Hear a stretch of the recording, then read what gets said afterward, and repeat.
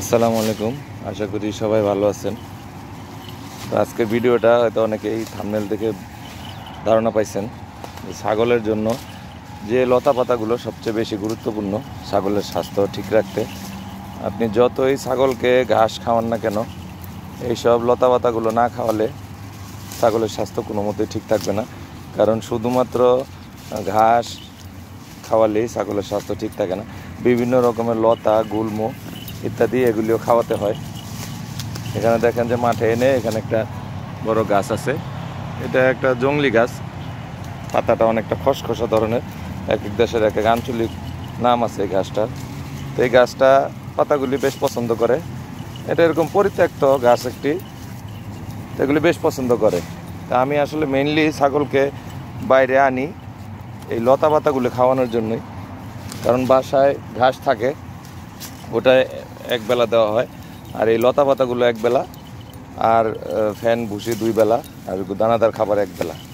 এটা একটা রুটিন অনুযায়ী, হয়তো মনে হচ্ছে যে সারাদিনই খাবার দেয়, কিন্তু এরকম না, একটা রুটিন ওয়াইজভাবে চলে। তো যেই কারণে ভিডিওটা করলাম যে সবার সাথে শেয়ার করি যে এই লতা পাতাগুলোই ওরা বেশি পছন্দ করে। আরও বিভিন্ন লতা, এই যে একটা গাছ আছে, এগুলিও ভালোই খায়। তো এটা অনেকে চিন্তা করবেন যে ওদের আবার বদ হজম হয় কিনা। এটা না, ওদের যেটা ওদের শরীরের জন্য উপকারী সেটাই ওরা খাবে, অন্যটা খাবে না। আর একটা লতা গাছ খেতে পছন্দ করে, এটা দেখেন, এটা হলো লজ্জাবতী। এটাও পরিত্যক্তভাবে হয়ে থাকে, এগুলিও খেতে পছন্দ করে, যদি এটাতে কাঁটা থাকে, কিন্তু তারপরে এটা খুব ভালো, ওরা মজা নিয়ে খায়। এরকম লতা পাতাগুলি ওদেরকে খেতে দিলে ওদের বিভিন্ন ওদের ডাইজেস্টিভের যে সমস্যা হয় অনেক সময়, যে হজমের অনেকটা ঝামেলা হয়, সেটা অনেকটা দূর হওয়া সম্ভব।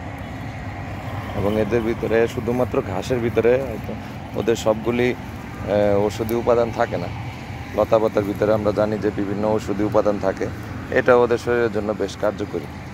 ছাগল পালনে শুধুমাত্র যে ঘাসের উপর নির্ভর করলে সেটা হবে না, কিছু লতা পাতা, গুল্ম ইত্যাদি এগুলির উপরও নির্ভর থাকতে হবে। দেখেন এই যে আরেকটা লতা গাছ, এটা একটা জংলি গাছ, এটা নাম না জানা গাছ। এগুলি দেখেন কি পছন্দ করে খাচ্ছে, এবং আমি এটা ওদেরকে নিয়মিতই খাওয়াই। আলহামদুলিল্লাহ তেমন কোনো সমস্যা হয় না, ওরা রেগুলারই এই লতা পাতাগুলো খায়। পাশাপাশি এই যে মাঠে সবুজ ঘাস আছে সেগুলিও খায়। তো সব কিছুর একটা মিক্সচার, একটা সমন্বয় থাকে।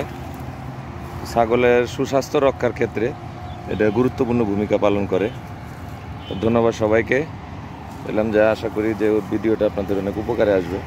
সবাই ভালো থাকবেন। আসসালামু আলাইকুম।